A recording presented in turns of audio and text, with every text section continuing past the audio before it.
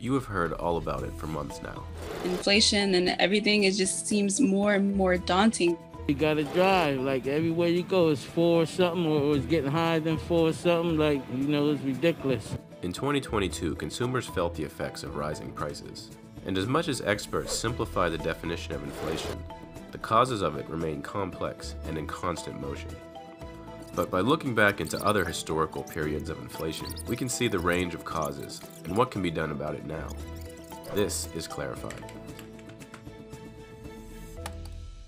Inflation in its simplest terms is the general increase in prices and a fall in the purchasing power of money. Price here is not referring to the price of specific items, but everyday common items or a market basket of goods.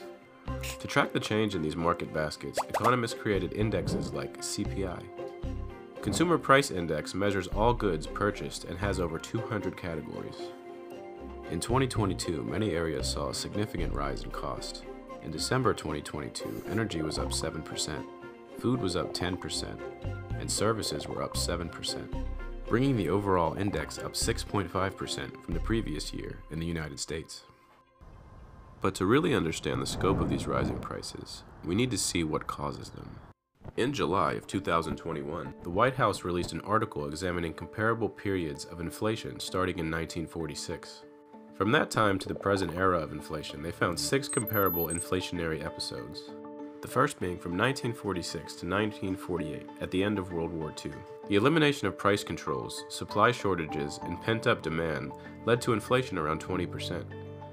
It also led to a considerable amount of saving. And after the war, a population of 140 million Americans purchased 200 million refrigerators, 21 million cars, and 5.5 million stoves. The second period started around 1950 due to the Korean War, when households were reminded of World War II and rushed to purchase goods. However, inflation did not jump as high this time. The third period occurred when a bustling economy with a GDP growth of 4.8% caused prices to rise. The rise stopped when President Nixon froze wages and prices. The fourth instance was due to surging oil prices in the 70s and continued until 1982. Supply shrank because of an oil embargo by the Organization of Arab Petroleum Exporting Countries and a decline in oil production due to the Iran-Iraq War. The fifth comparable instance was during the Gulf War. The uncertainty led to a short bout of high inflation on crude oil. The sixth and most recent bout of inflation was in 2008. Gas prices skyrocketed, doubling from the previous year, and CPI rose above 5%. The spike was driven by a surge in demand, financial unease, and again, tensions in the Middle East.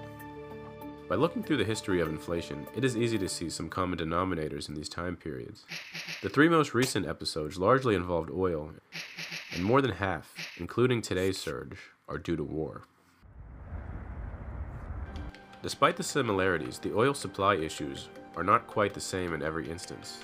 The U.S. has become more of a petroleum exporter and uses more renewable energy sources today, becoming more energy independent.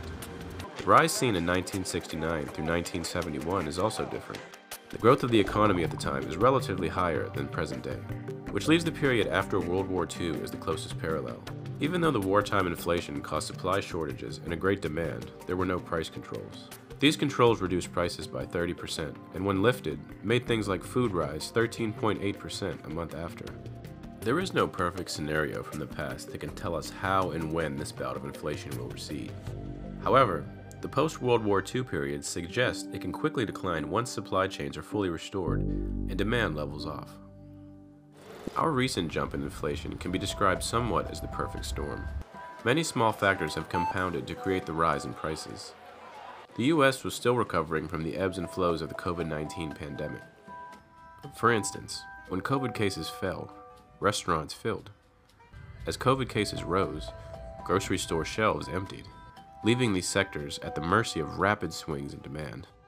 But just when supply and demand started to even out, the war in Ukraine halted progress again and interjected new supply chain issues. But are there steps we can take to fight inflation? Many experts say there is little the government can do to curb inflation, though some efforts have been made. In August 2022, President Biden signed the Inflation Reduction Act that include a tax on high-income corporations, prescription drug reform, and tax credits for clean energy. While these do attempt to push back against inflation, they are not a guarantee and also take time to make a larger impact. Raising interest rates can encourage consumers to spend less, decreasing demand, and the Federal Reserve has made efforts to do so. Interest rates increased 7 times in 2022 to cool inflation. These increases came at a higher rate than others. Between 2015 and 2018, rates only increased 9 times. And to personally combat inflation, individuals can do things like holding off on big-ticket purchases, following a food spending plan, and limiting driving through practices like batch errands. Understanding the chain reaction of global events can put into perspective the delicate balance of the systems we are a part of.